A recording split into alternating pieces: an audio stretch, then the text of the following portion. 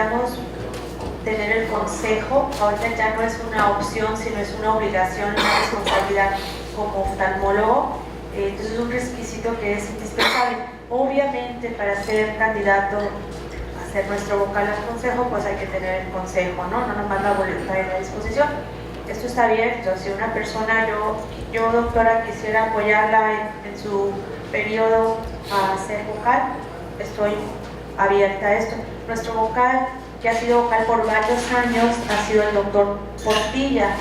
Me gustaría que viéramos gente nueva, ¿sí? Para que se involucren diferentes personas en el colegio. Esa es la idea, ¿no? El doctor con mucho gusto lo ha hecho y lo podría seguir haciendo, ¿sí? La idea es que participemos todos, por eso es que se tomó la decisión de tomar una votación y así, de esa manera, brindarles la oportunidad que se integren, no nomás como asistentes, sino también quiero hacer la invitación a que se integren como parte de la mesa o de lo que ustedes decidan, ¿sí?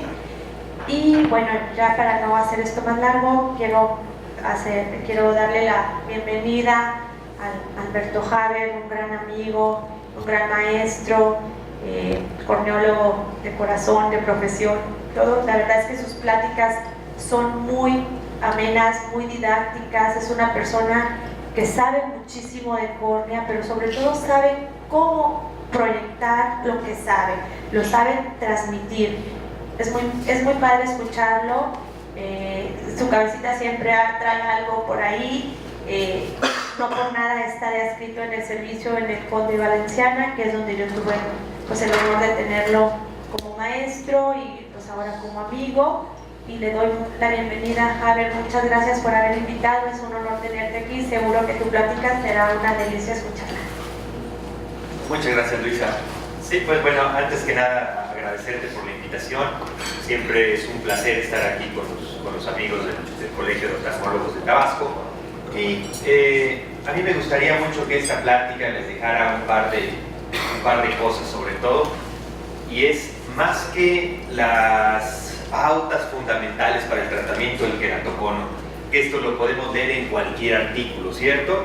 Entonces, lo que no se vale es venir a dar un artículo, ¿no? Lo que uno tiene que venir a dar es la experiencia que tiene uno a pesar de los artículos, ¿cierto?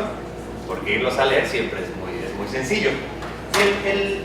Esta plática es algo controversial, desde el inicio, desde el subtítulo ya es controversial, porque es el manejo refractivo del queratocono, siendo que desde hace muchísimo tiempo nos dicen que no, el queratocono no es refractivo, es una enfermedad grave y eso no es refractivo. Con que el paciente medio vea para desplazarse, bien con él, ¿sí? Oye, que puedes utilizar un lente de contacto y nos vemos en un año y ahí vemos cómo vas. Pues ya sé cómo va a estar en un año, peor, ¿no? Y el año que viene, pues peor, hasta que llega un momento donde, doctor, ya no me queda el lente de contacto. Volteo y se me sale el lente, y entonces sí es cuando volteamos a ver las opciones. Decimos, ay, en la torre, pues ahora sí este cuate está en una encrucijada. No, tú lo llevaste a esa encrucijada por esperarte hasta un momento tal. Y pues ustedes lo saben, el mito clásico, ¿no? De que el lente de contacto detiene la progresión del queratocono, ¿no? No suena tan ilógico, ¿no? Porque está ferulizando la córnea. Pues no es cierto, ¿no? Porque si yo me rompo una pierna y me ponen una férula, la férula no va a estar bailando para todos lados. Tendría que sostener y unir los huesos con firmeza. Y el lente de contacto nunca está adosado a la córnea. Y sí, lo que produce es una inflamación crónica. Esta inflamación crónica siempre produce enzimas metaloproteinasas que se meten a la córnea y cortan la colágena. Por lo tanto, el lente de contacto no detiene la progresión del queratocono, lo acelera. El queratocono se puede abordar desde muchas opciones. Tenemos opciones interesantes como es el crosslinking, que pues yo creo que hay pocas cosas que han llegado a nuestras manos que sean tan esotéricas como el crosslinking, ¿no? Es así como un acto de fe. Vamos, aplicamos el crosslinking, le echamos una bendición y ojalá y que siga, porque pues al día siguiente yo no veo nada, ¿no? Si acaso tiene un montón de ardor. Tenemos el Keraflex. Esto es algo interesante porque el Keraflex es una técnica con la que se aplica microondas a la córnea, se calientan las moléculas de agua y pues al calentar se contraen las fibras de colágeno y disminuye su curvatura. Se oye muy bien, sí, pero esto se hizo hace muchos años y fracasó. Y era la termoqueratoplastía. ¿Cómo se hacía? Pues no era tan avanzado, pero se pone una placa caliente sobre la córnea y tenía exactamente la misma finalidad. ¿Y qué ocurre después de un tiempo? Pues que regresa, ¿verdad? Regresa a la curvatura que tenía. Tenemos ahorita opciones bien interesantes en lentes intraoculares. Tenemos incluso algunos tipos de cirugías lamelares, de trasplantes lamelares que son muy interesantes. Uno de ellos es el PAL, o el Pachymetry Assisted Laser Keratoplasty. Tenemos los anillos intraestromales, que también son por sí mismos controvertidos. Tenemos el lente ICL, o los lentes fáquicos de alta miopía. Y tenemos también tratamientos con láser, como es en el caso del femtosegundo, el SMILE, o incluso también hay gente que en el queratocono hace excimer, ¿no? Entonces, bueno, vamos a platicar así como que, primero, fíjense, una parte bien importante de abordar al paciente con queratocono es abordarlo a él y abordar a su familia. Normalmente es gente joven que entra con sus papás. Y lo que los papás y él quieren ver es un sujeto que domine el tema. ¿Por qué? Porque el queratocono es una enfermedad donde hay mucha ignorancia alrededor. Normalmente es el cuarto, quinto oftalmólogo que van a ver. Ya fueron a 2, 3 hospitales cuando te van a ver a ti. Y lo último que quiere es que le digas, pues te mando lente de contacto y ahí vemos, nos vemos en un año a ver cómo vas, ¿no? Porque ya sabemos qué va a pasar en un año. Entonces, algo que tenemos que marcar en el paciente con queratocono es ¿a qué le llamo éxito? ¿Sí? ¿Cuáles son mis parámetros de éxito? Doctor, es que mi parámetro de éxito, si usted me hace lo que usted decide hacerme, es ver perfecto. No quiero volver a usar lentes, ¿verdad? Y quiero ver, en el caso de los mayores de 40 años, de lejos y de cerca. No, pues olvídate, ¿no? No estás en el planeta adecuado, ¿no? Entonces, lo primero es que nosotros tenemos que orientarnos. Y algo lógico que podemos mencionarles es, a ver, ¿a qué llamo yo un éxito para tu caso? Vamos a suponer que es un sujeto que tiene un -6 con -8 en ambos ojos y que ve 3,200 sin lentes. Bueno, a mí me gustaría que a ti, sin lentes, sin ningún tipo de lentes, pudieras hacer alguna actividad deportiva, a lo mejor no muy exigente, ¿no? A lo mejor no esquí de alta velocidad, ¿no? Pero bueno, que pueda salir a correr, que pueda ver un poco, que pueda tomar un transporte. Entonces, uno tiene que ir sondeando qué responde el paciente, cómo está, qué tan asertivo es o no a esa información. Doctor, a mí me parece que ese dato de éxito, que esa meta de éxito, también para mí va a ser una meta de éxito. Oye, pero tienes que estar consciente de algo. Todos los queratoconos son distintos y todos responden de manera distinta. Y yo no te puedo asegurar ese resultado, pero tengo una sospecha franca, real, de que podemos obtenerlo. Es una postura muy distinta, ¿cierto? Pero no solamente es una postura muy distinta, te estás quitando de la espalda un saco de piedras de responsabilidad y lo estás compartiendo con tu paciente. No solo depende de lo que yo te haga, depende de cómo respondas al tratamiento.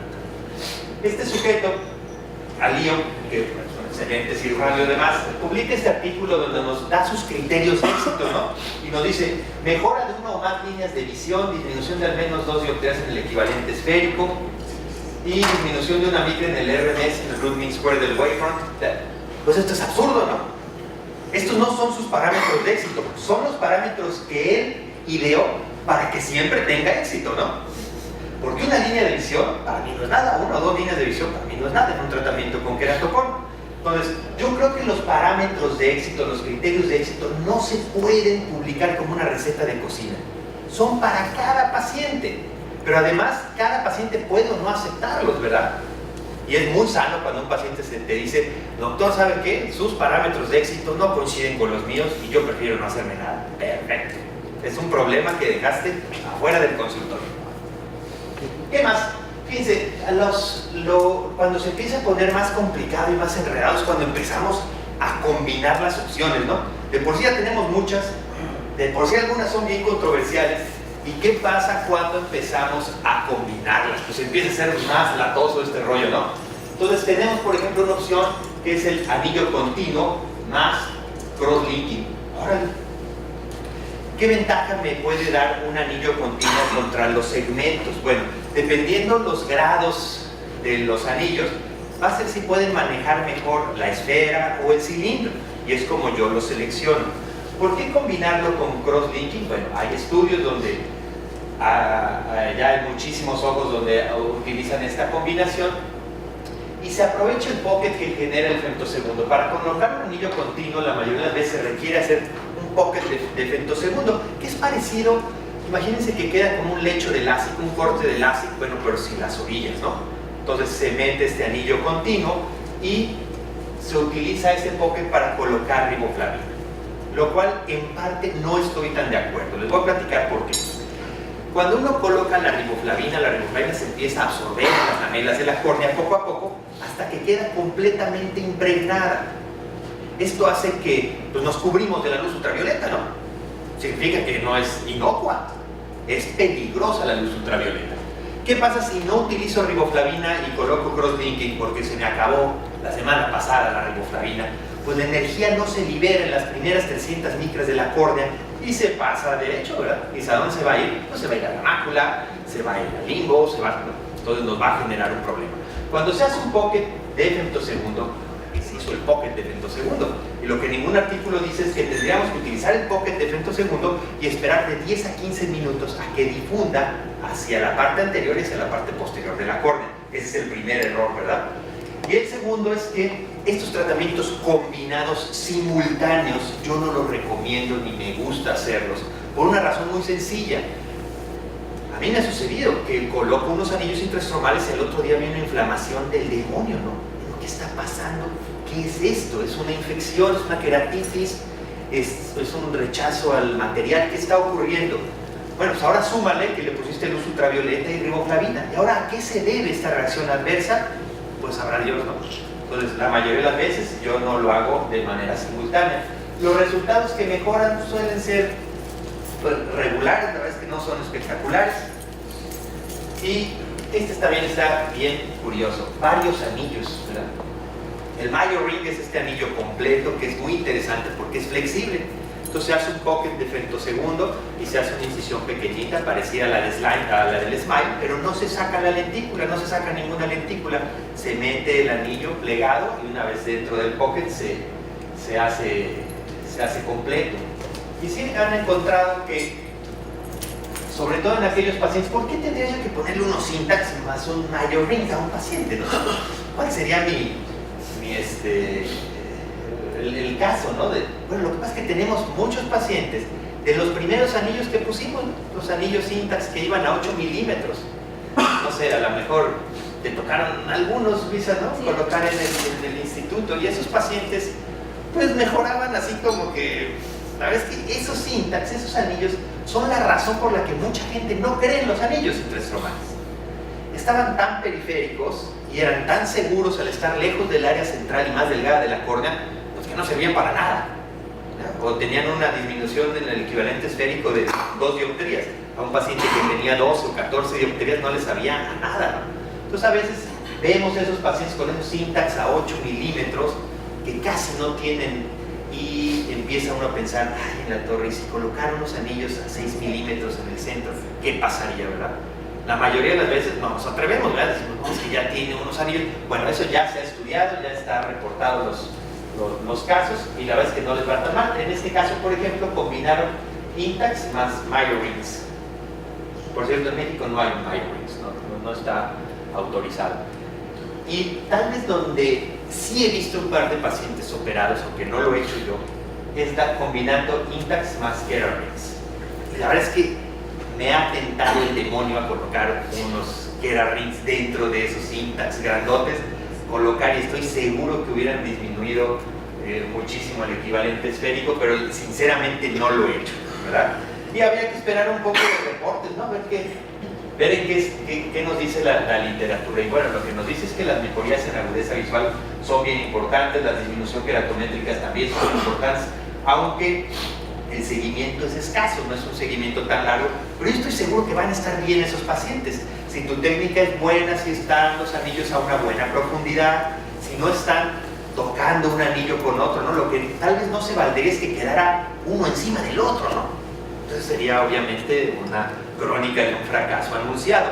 Pero si alcanzan a estar en el centro, si medimos bien la córnea, yo creo que podrían ir bien y creo que es una opción interesante. Hay muchísimos pacientes con Syntax que pues ven exactamente lo mismo que venían antes de la cirugía, con los Syntax a 8 milímetros, porque los Syntax SK a 6 milímetros son estupendos y sí corrigen bastante.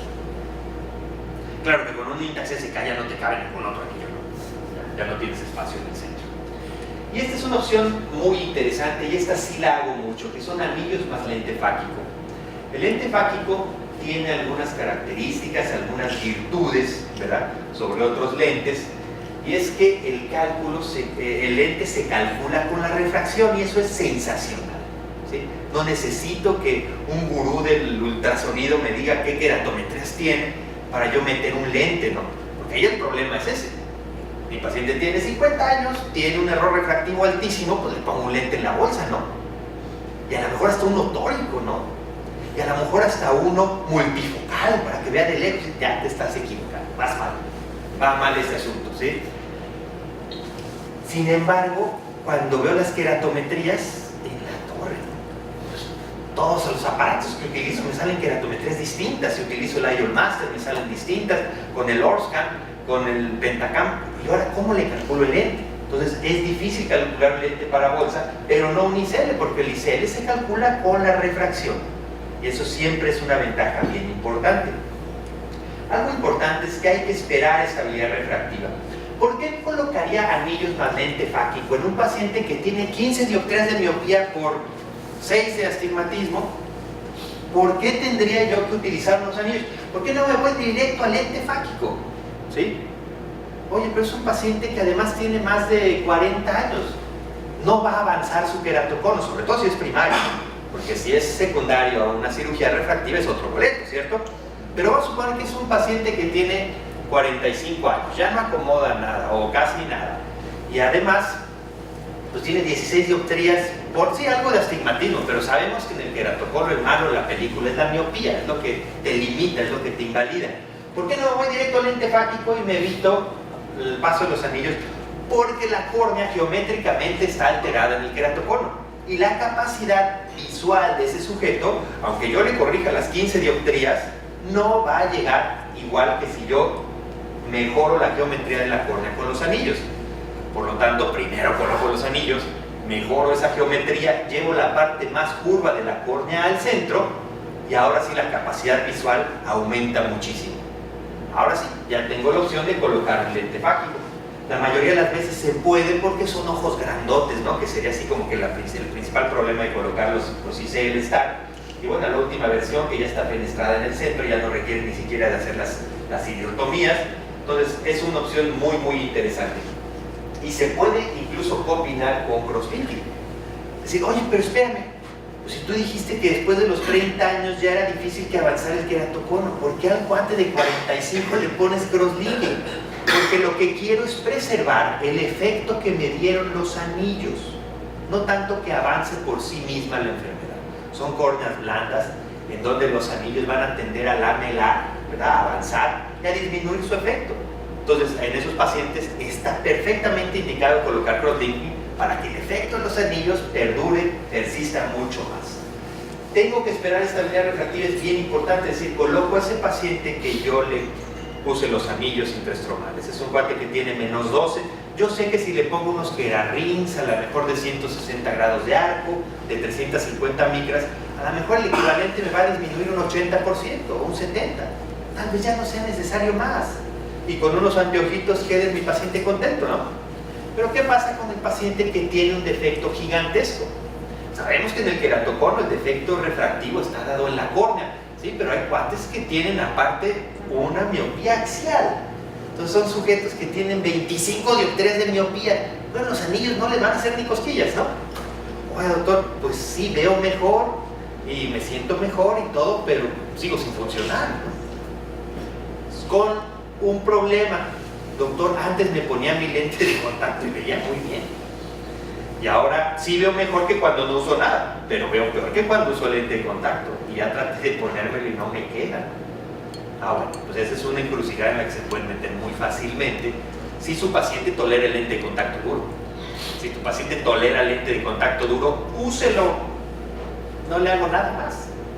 Esto es para cuando no se tolera el lente de contacto.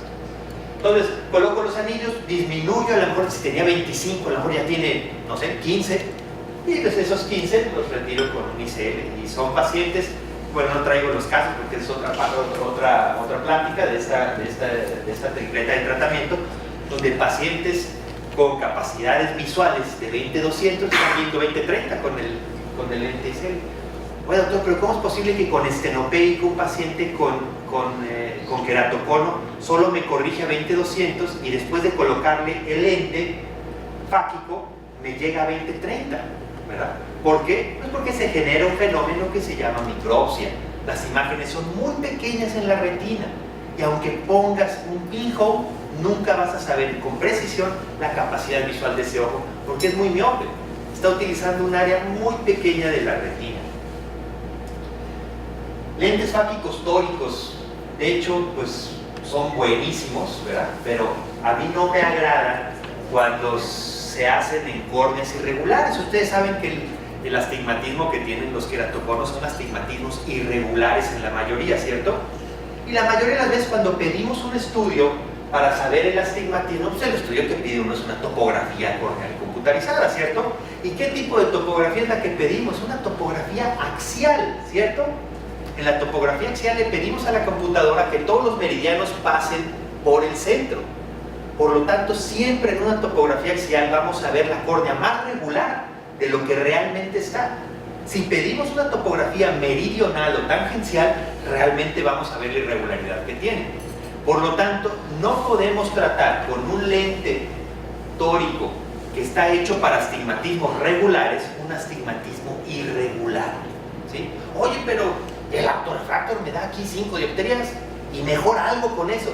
Sí, pero el centro más curvo no está, geométricamente, no está en el centro de la córnea. Por lo tanto, tienen que tener mucho cuidado. Si deciden colocar un lente tórico en un paciente que tiene queratocono, lo pueden hacer. Pero tiene que ser un paciente en el cual se pueda refractar. Que ustedes vean, ok, yo veo sombras, no están perfectas, pero yo veo las sombras a la hora de hacer mi esquioscopía. Pido mis dos mapas, mi mapa axial, mi mapa meridional, lo comparo y digo, pues no está tan irregular. Puedes hacerlo. La mayoría de los conos no son susceptibles porque son astigmatismos irregulares, ¿verdad? De hecho, ese trabajo se hizo en el Conde Valenciana, se colocaron lentes intraoculares tóricos en pacientes con queratocono, ¿verdad? Y otra cosa es la posibilidad de la rotación del lente intraocular. Pues la verdad es que no ocurre mucho. Quienes ponemos lentes tóricos sabemos que es difícil que eso ocurra, pero hay que tomar en cuenta que no es lo mismo colocar un lente tórico a una persona que tiene 2-3 dioptrías al paciente con queratocono que tiene un ojo gigantesco, ¿no? Y que puede tener una bolsa muy grande, donde el lente puede estar bailando. Entonces, lentes tóricos, si no se quieren meter en problemas, pues no los pongan. Ahora fíjense, salió un documento bien interesante hace algunos años que es el Consenso General para el Manejo del Queratocono. La verdad es que si nunca has manejado un paciente con queratocono, te ayuda esto. No es una Biblia, es un documento que está muy esmerado, que se hizo un esfuerzo importante con muchísima gente que sabe de esto.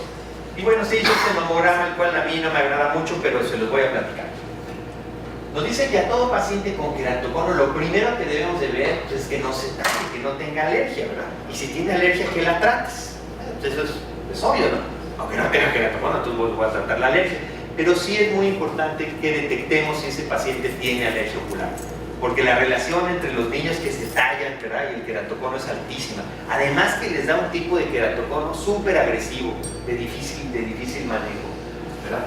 Entonces, bueno, el crosslinking, tal vez la parte más relevante de este nomograma, es cuál es la postura que guarda el consenso ante el crosslinking. Les decía que pocas cosas han caído en nuestras manos tan esotéricas de fe como el crosslinking, ¿verdad?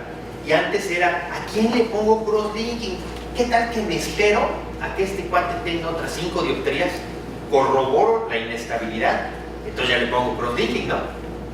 Bueno, pues a la mayoría de los corneólogos eso nos sonaba absurdo, ¿no? Oye, tengo evidencia topográfica, tengo criterios de queratocono, pues hay que detener la enfermedad. Entonces la postura que guarda el consenso es interesante, nos dice, ante la duda del queratocono, sobre todo en gente joven, hay que colocar crosslinking, ¿sí? Obviamente hay que ver que se tenga un grosor corneal adecuado. Les decía que se aplica el crosslinking y la luz ultravioleta no va más allá de 300 micras porque la reacción fotoquímica detiene a la luz ultravioleta. Es algo, y se generan radicales libres de oxígeno. Es algo muy parecido a lo que ocurre en la atmósfera, ¿no? Es la razón por la cual la luz del sol no esteriliza todo lo que está en la superficie de la Tierra gracias al ozono. Por lo tanto, el grosor de la córnea es muy importante. Si la córnea es más delgada de lo que dicta el protocolo, suponiendo que tenga menos de 300 micras, la energía se va a liberar sobre el endotelio. Y al otro día, pues vas a tener una córnea, pues edematosa. Si es una persona joven, en 3 meses va a estar bien porque se va a redistribuir el endotelio, ¿no? Pero no es lo que uno quiere, ¿verdad? Ver una córnea edematosa al día siguiente. Entonces, bueno, si es un paciente joven, tengo que considerar colocar crosslinking. Entonces esto está bien interesante porque es lo primero. Qué raro, ¿no? Que pongamos en el tratamiento el más esotérico de todos, va en primer lugar, que es el crosslinking. Y después de hacer el crosslinking veo la visión con lentes. ¿Cuál es? Es una visión que es satisfactoria. Bueno, pues sigue usando tus lentes, o tus lentes de contacto, o tus lentes esclerales, ¿no? ¿Y están usando lentes esclerales aquí? ¿Están poniendo lentecitos esclerales? Híbridos. Bueno, es que es una opción bien interesante, ¿no? Es una friega, ¿no? O sea, estás toda la tarde con cada paciente, es delicado, etcétera, pero la verdad es que la agudeza visual del que tolera el lente de contacto escleral es sensacional. Maravilloso. Es más, la gente te dice, doctor, nunca había visto así de bien en mi vida. ¿Sí? Agudezas visuales de 20-20, ¿no? Pero no es tan fácil ponerlos y quitarlos, ¿no? Es medio latoso y eso incide en la calidad de vida de la gente, queramos o no, ¿verdad? Gente nerviosa que tiene que estar dedicando 30 minutos diarios a quitarlo y ponerlo, pues no está tan bien adaptable. Estás toda la tarde ahí con él y pásale de vuelta y ya se aplanó. No es fácil, pues no es tan fácil así. Pero bueno, la verdad es que hay pacientes que son muy ávidos y se colocan y se quitan su lente de contacto y ya ven bastante bien, ya tienen su crosslinking, pues disfrútalo, porque ya no te hago nada más. Oye, ¿sabes qué? Ya se hizo el crosslinking o la visión con lentes no es buena, ¿verdad? Y el lente escleral pues no se acaba de adaptar o el paciente no está muy contento con esa opción, ¿verdad? Bueno, pues tenemos también la opción de los anillos intraestromales. Hay que ver si es un buen candidato, si la graduación viene al caso, colocar unos anillos intraestromales, ¿verdad? Fíjense, aquí ponen una cosa interesante que es PTK o PRK o lente tórico, ¿no? En el caso de los anillos intraestromales, y hay gente que pone los anillos y después aplica láser, ¿no? Pues lo cual no tiene mucha lógica, ¿no? Porque hay tecnologías aditivas y tecnologías sustractivas. Las tecnologías sustractivas es cambiar la curvatura de la córnea retirando tejido, como con el excimer láser. Y las tecnologías aditivas es cambiar la forma de la córnea adicionando volumen, como los anillos intraestromales. Pero no se me hace lógico combinar las dos, ¿verdad? Si mi paciente tiene un defecto en la estabilidad mecánica de su córnea y ya le puse unos anillos y después le voy a aplicar PRK, pues no se me hace lógico, ¿verdad? Entonces yo en lo personal no lo hago, nunca lo hago. Entonces se considera la opción de los intraestromal corneal rings, ¿verdad? Y pues se ve, si se tiene una visión satisfactoria, pues qué bien, puedes seguir utilizar también lentes esclerales, y si de plano con eso no se logra una visión satisfactoria, pues están las opciones de trasplante, ¿no? La verdad es que muchos pacientes con una queratoplastia penetrante, un queratocono avanzado, pues llevan una vida bien tranquila y normal, y la verdad es que la queratoplastia penetrante sigue teniendo su lugar en el tratamiento del queratocono, aunque ya hay otras técnicas, ¿no? La melaris padrísimas, ¿no? La técnica de la burbuja y cosas padrísimas que preservan el endotelio. Sí, está padrísimo. Y los resultados visuales son excelentes, aunque un poco impredecibles, ¿no? Porque después de una queratoplastia penetrante, pues pueden quedar hasta en las mejores manos, a lo mejor queda poco astigmatismo, pero te pueden quedar más o menos 10 dioptrías de esfera en cualquier mano. Porque tú cuando eliges el anillo, la diferencial entre los diámetros, a lo mucho tienes dos opciones, ¿no? Que si 7.5, que si 7.75, punto 5, punto 50. Y más o menos 10 dioptrías significa una incertidumbre todavía muy alta. Sin embargo, para muchos expertos esto debería de estar mucho antes. Y yo estoy de acuerdo aparte. Ahora, la verdad es que los anillos intraestromales, una parte mala que tienen es que son caros, ¿no? Son cirugías costosas y todavía los anillos nos cuestan muchísimo dinero. La mayoría de las veces gana más el que vende los anillos que lo que gana uno poniéndolas, ¿verdad? Nada más que ellos sin absolutamente nada de responsabilidad, ¿no? Y nosotros con toda la responsabilidad encima. Entonces hay que tomarlo en cuenta. Pero bueno, anillos más cross o cross más anillos, ¿no? ¿Cuál de las dos es la buena? Bueno, pues nada más acuérdense que cuando uno va a hacer una vasija de barro, primero la moldea y después la mete al horno, ¿no? No al revés. No primero la metes al horno y después la moldeas, porque ya va a ser más difícil moldearlo. Y hay estudios que así lo hagan. Es mejor primero colocar los anillos y después cross-linking. ¿Cuál es el tiempo ideal? Porque igual hay gente que lo hace en el mismo instante. Igual a mí no me gusta ese error, ¿no? Normalmente está comprobadísimo que el mejor cross-linking, el único que está comprobado su funcionalidad es epi-off, es retirar el epitelio y colocar riboflavina y la luz ultravioleta. Sí, al paciente le arde hasta el alma, ¿no? Pero ya está la modalidad de epi-on. Entonces no quito el epitelio, la riboflavina tiene sus peculiaridades, penetra muy bien y además utilizo un cross-linking que es acelerado. Oye, y yo les decía, pero espérame tantito, eso es una reacción química y le tienes que dar tiempo a las reacciones químicas, ¿no? En vez de 30 minutos, ¿qué tal si lo hago a 3 minutos, pero le pongo 10 veces más de potencia, ¿no? Pues sería el equivalente a que un pastel, en vez de estar 1 hora a 100 grados centígrados, es 1 minuto a 5000 grados centígrados, ¿no? Yo quiero ver cómo sale ese pastel, ¿no? Va a salir una porquería, ¿no? Toda quemada y cruda en el centro, ¿no? Entonces, a las reacciones químicas se les tiene que dar un tiempo y el único protocolo que está realmente comprobado es el que se utiliza durante 30 minutos, ¿verdad? Y sin epitelio. Entonces, colocar los anillos y después desepitelizar no, o sea, lo último que quieres cuando colocas anillos es tocar el epitelio, ¿no? Porque por ahí se empiezan a extruir. Entonces, yo lo que hago es decir, ok, coloco los anillos, pero pasa un tiempo y después hago el cross-linking. Pero no toco el epitelio que está por arriba de los anillos. Desepitelizo todo lo demás lo que quiero, pero no en esa parte, ¿no? A ver, en la diapositiva pasada que mandabas, la del esquema, que tenías primero como opción cross-linking, eso era lo que yo te iba a comentar ahorita, pero bueno, ya lo comentaste en esta diapositiva, que ponen ahí como opción primero cross-linking. ¿Qué sucede? Que ese niño después necesita los anillos, ¿no? Sí, correcto, es exactamente el punto, exactamente el punto. Ah, tengo duda, ponemos cross-linking. Espérame tantito, maestro, porque a lo mejor es un excelente candidato a anillos intraestromales y le puede ir mejor si le pongo primero anillos y después cross-linking, ¿no? Entonces, bueno, les digo, si nunca han manejado un paciente con queratocono, les puede servir esta guía, pero no es así como perfecta, ¿no? Bueno, eso no existe. Keraflex más cross-linking también pues podría ser una apuesta interesante, ¿no?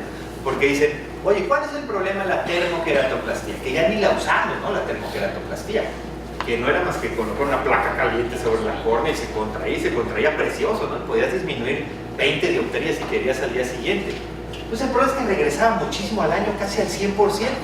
Entonces, a alguien se le ocurrió, bueno, pero ¿qué tal que la moldeo con calor con Keraflex? Que ya no es calor, bueno, sí es calor, pues, pero es indirecto por el microondas, por las ondas microondas, y después le coloco cross-linking para que ya se quede en esa curvatura. No, eso no es tan fácil, ¿no? Entonces no es tan fácil y ya se vio que hay regresión del 100% al... Sí, que es para la Sí, exactamente, como un tipo de queratoplastía penetrante, pero para queratocono. Ahora también está el SMILE, ¿no? Que es una técnica bien interesante donde el láser de efecto segundo genera una lentícula dentro de la córnea que después es extraída por una incisión pequeña, que son las siglas de SMILE.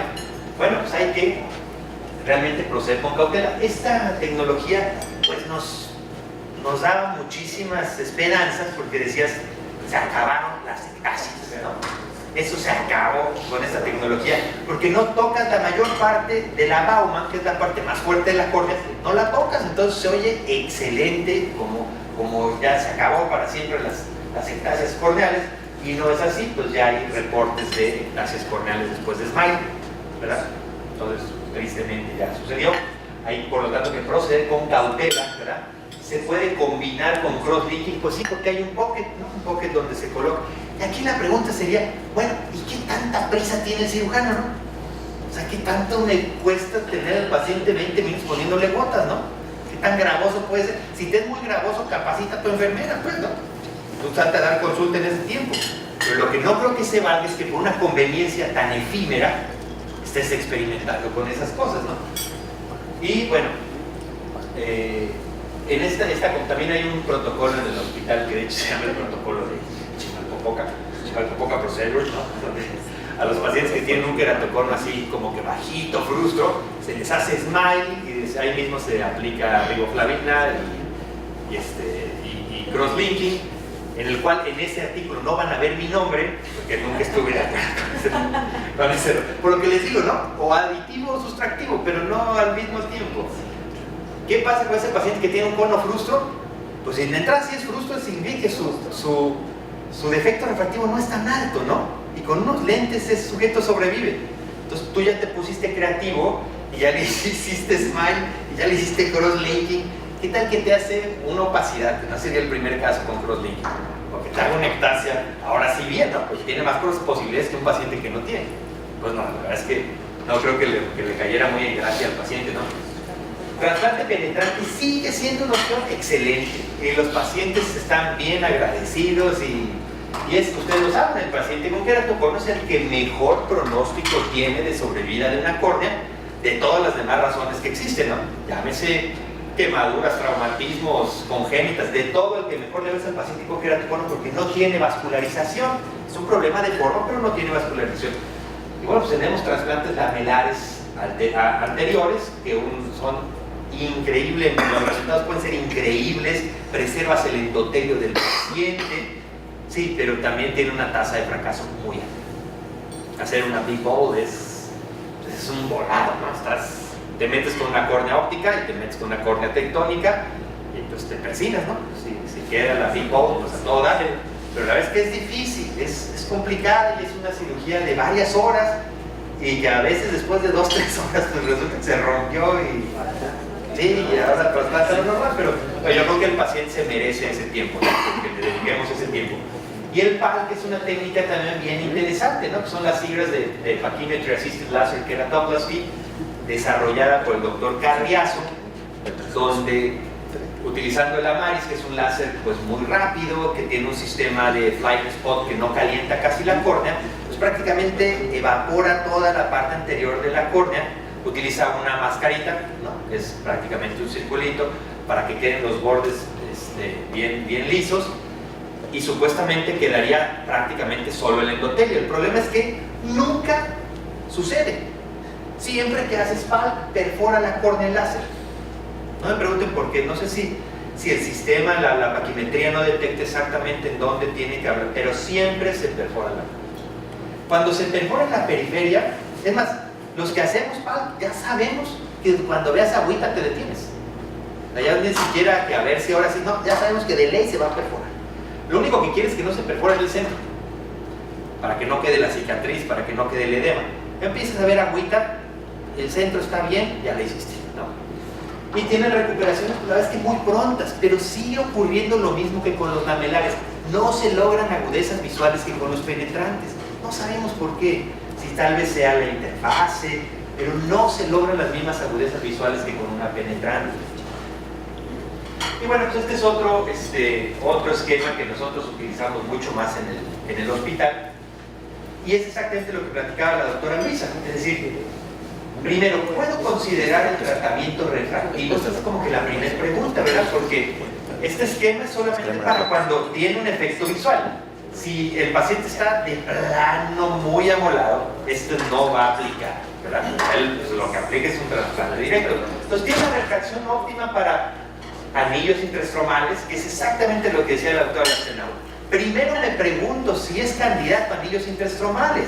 Siempre voy a tener la opción más adelante de colocar crosslinking, pero si invierto no tiene el mismo efecto. Tiene una refracción. ¿Cuál sería una refracción óptima para anillos interstromales? ¿Cuál sería así como que mi paciente ideal, ¿no? Para anillos interstromales. A lo mejor un -6 con -4, ¿no? Pues padrísimo, yo sé que le va a ir súper bien, ¿no? Entonces vamos a suponer que tiene, la primera pregunta que me tengo que hacer es, ¿tiene una refracción óptima? No. Es preguntarme, ¿por qué no tiene una refracción óptima para anillos este paciente? Porque tiene una capacidad visual baja. Ok, mi paciente no corrige más allá de 20/70 con la graduación que le pongo, pero tengo que ver la topografía. Oye, pero ¿sabes qué? Es por una asimetría muy importante. Significa que después de los anillos va a mejorar esa capacidad visual, porque voy a llevar la parte más curva al centro. Entonces coloco anillos interstromales. Estoy contento, está estable, tiene más de 30 años. Bueno, pues puedo vigilarlo, y si no, puedo aplicar crosslinking. La mayoría de las veces cuando tienes un buen resultado, es aconsejable hacer crosslinking para que el efecto de los anillos perdure y persista. Ahora, ¿por qué otra razón puede no tener una refracción óptima para anillos interstromales? Porque el defecto sea muy alto, ¿no? Es un paciente que tiene muchísima refracción. Ok, es mayor de 45 años mi paciente, pues puedo pensar en un lente en la bolsa, incluso un lente tórico si es refractable y si mi topografía me lo permite, ¿verdad? Si tiene menos de 45 años y es estable, puedo pensar en un ICL. ¿Por qué? Porque es estable, porque ya lo revisé durante 2, 3 años y a pesar de que tiene muchísimo, ya no ha cambiado por la edad. Pero ¿qué pasa cuando él no es estable? Bueno, cuando no es estable siempre existe la opción también de los anillos interstromales. Después de los anillos se puede lograr estabilidad en pacientes de esta edad, sí se puede, ¿verdad? O en mayores de 40 es posible que no requieras ya utilizar crosslinking. En cualquiera de los casos siempre existe la posibilidad de explantar los anillos interstromales. ¿Cuándo sería una indicación de retirar los anillos interstromales? Una de ellas es cuando causan dolor, cuando causan erosiones recurrentes, ¿verdad? Pues eso es una indicación clara de retirarlos. Y fíjense, ¿por qué pongo 45 años y no 40? Bueno, porque el paciente de 40 años empieza con problemas de presbicia, pero no tiene una presbicia todavía muy establecida. Entonces, pues por lo menos le quedan algunos años de acomodación. Entonces, si yo coloco un lente en la bolsa, un paciente de 40 años, es un paciente que todavía ve de cerca. Y tú no le puedes decir a un paciente, es que estabas a punto de dejar de ver de cerca. No, yo veía de cerca y ahorita no veo de cerca. A los 45 ya es más difícil, ¿no? Ya como que ya de plano no ves de cerca. Aunque fíjense, casualmente los pacientes con queratocono ven muy bien de cerca, ¿no? Y esto es porque tienen una asfericidad así gigantesca, ¿no? Tienen una córnea que es multifocal, multicéntrica. Y bueno, espero que haya sido de su agrado. Muchas gracias.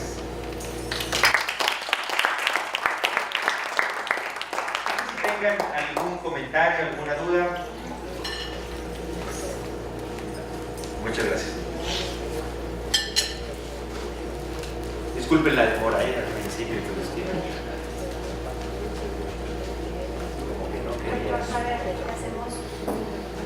Muchas gracias. Lo más Gracias. A mí me pareció, claro, como buena coordinadora, una plática muy didáctica, muy digerible, muy bonita la plática. Javier, felicidades, como Gracias. siempre.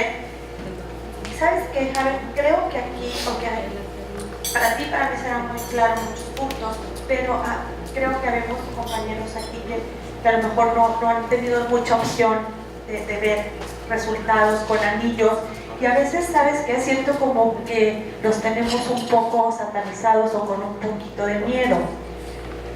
Yo de verdad creo que es, y no se los digo nada más porque lo leímos en un artículo y porque Theo Seller o que Alió o que estas grandes gentes que lo hacen en otros países han tenido grandes resultados. No, de verdad sí tienen un resultado espectacular. Es bien bonito ver cómo centran la ectasia, y a veces, aunque su cantidad visual no llegamos al 20-30, vamos a poner que logramos un 20-50, un 20-40 porque tenemos un cilindro demasiado alto o una miopía demasiado alta. El paciente está muy contento, te dice, ¿sabe qué, doctora? Veo mucho mejor, no te dice veo más a veces, porque sí, de entrada ve más, pero te dice veo mejor. No sé si coincides con esto. A ver, otro punto bien importante, nomás recordar que indicación de anillo, pues que no haya cicatriz al centro, ¿no? Creo que es un concepto bien básico, pero me gustaría recordárselos, nada más como... Y el lente tórico, que se usó mucho, lo estaban usando mucho en el hospital cuando nosotros estuvimos ahí, el ICL, hacer esta combinación, la hacía el doctor Arturo Gómez y después tomó el estudio el doctor Alejandro Navas y que estábamos ahí en mi servicio. Sí, sin embargo, la mayoría de estos pacientes, como dice el doctor Haber, eran pacientes que tenían estabilidades ya prácticamente de 2, 3, 4 años, no crean que fue, o sea, a cualquier queratocono. LASIK, en lo personal, yo no estoy de acuerdo con hacer LASIK, aunque está reportado que se hace y aunque está reportado PRK, igual lo hacen pues en queratoconos frustros, o sea, realmente no son queratoconos clínicos. Entonces, como dicen, no es un tratamiento de queratocono, ¿no? O sea, si es un queratocono frustro, pues bueno, eso no es, ¿no? Queratocono, quién sabe. Esa es mi humilde opinión. Yo los invito de verdad, el INTAC SK realmente tiene un poder de verdad de corrección de dioptrías espectacular. El paciente sí se siente muy contento al tenerlo. Complicaciones como toda cirugía, mencionaba Javier, pues hay que retirarlo cuando hay erosión, cuando le duele al paciente, pero realmente si está en la profundidad adecuada, yo no he tenido que retirar ningún anillo. Fíjense que no tengo tanta experiencia como el doctor, pero tengo, creo que bastante ya experiencia con anillos, y la indicación por la que tuve que retirar un anillo y la paciente no me dejó retirarlo fue uno porque penetró y el otro fue porque se infectó. ¿Sí? Una paciente hace pues no mucho se me infectó, terminó con el doctor Claros en Mérida, ¿sí? Pero le estuve dando tratamiento a la infección que ya había aplicado, pasó. Realmente fue una impresión medio rara, pero le comentaba yo al doctor Haber, porque le dimos tratamiento con certificados, respondió, salió, después volvió. Entonces, ¿qué pasa? Tenemos este mecanismo que se llama biofilm, y entonces ahí sí hay que retirarlo. La paciente no quería retirárselo, era una paciente joven. Yo tengo que retirar el anillo, fírmale que no quieres que lo retire, ¿no? ¿Por qué? Porque para mí era pues una indicación de retirarlo, pero realmente indicación así para quitarlo, realmente no, de verdad.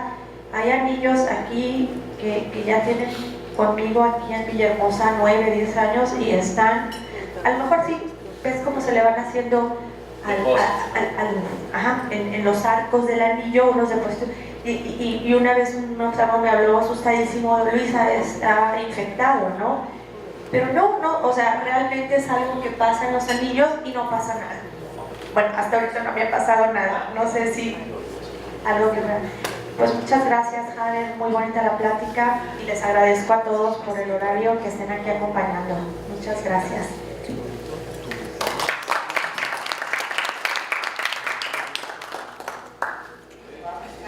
¿El laboratorio?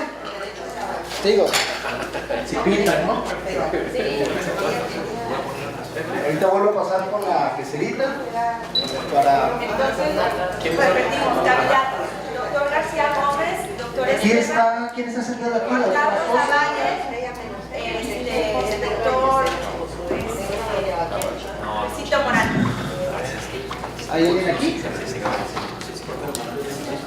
¿Hay alguien aquí sentado? No. Ay, doctor Zavalles. Hasta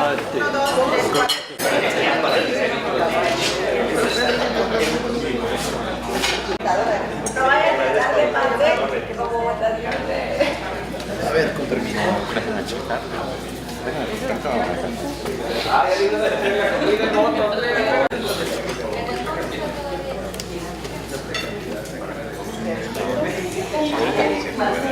De regreso López Jocoso.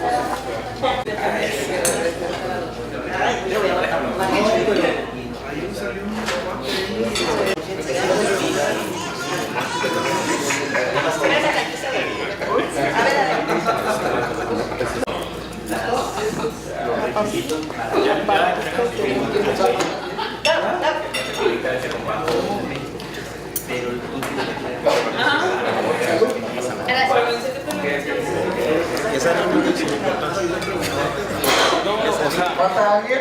Pues es que la intención.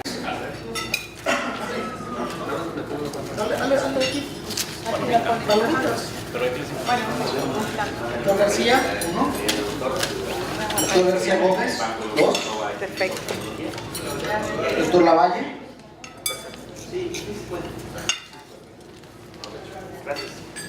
Doctor Esteban. Doctor García Gómez.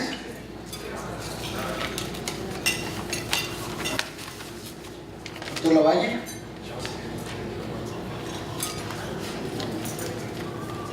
Doctor Esteban.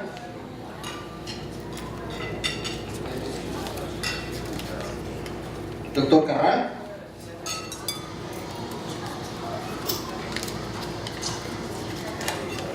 Doctor Lavalle.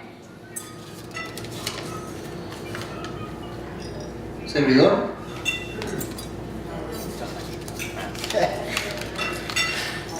Doctor Lavalle. Doctor Esteban. Doctor Lavalle. Servidor. Doctor García Gómez.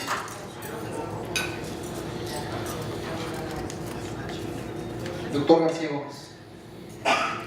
Espero que no haya empate, niños, ¿eh? Pues, ¿qué hacemos? Hay un empate técnico.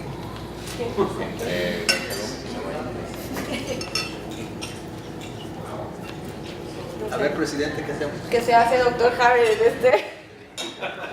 Doctor García Gómez tiene 5 votos, doctor Esteban 3, Juan Carlos Lavalle 5 votos, yo tengo 2 y Carlos Carral tiene 1. Tenemos un empate. ¿Qué sugieren?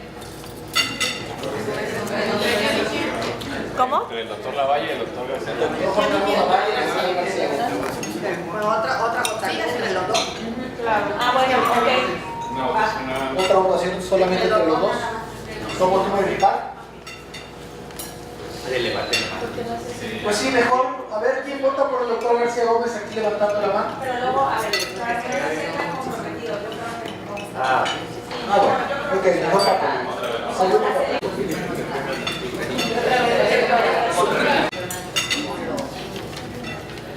García Gómez. ¿Van a empatar? Lavalle. Se van los dos ya. sí, un García Gómez. Lavalle. García Gómez, ¿es en serio? hombre, Uno y doctor. uno, ¿verdad? Son uno y uno. Van a hacer un volado, doctor, entre usted y el doctor Lavalle. Sí, ya. Lavalle. Un chinchampú. Ajá, sí. No, ahí se me dice. Lavalle. García Gómez. Lavalle. García Gómez. García Gómez. Lavalle. No, sí van a hacer un volado, doctor, se lo juro. Lavalle. Doctor Lavalle. Doctor Lavalle. Bueno, Doctor Lavalle. 11 el doctor Lavalle, 6 el doctor García Gómez. Muy bien, bueno, entonces queda el doctor Juan Carlos Lavalle como vocal. Así es. Televisamos. Ya le avisamos. Muchas gracias. Me enviaron uno de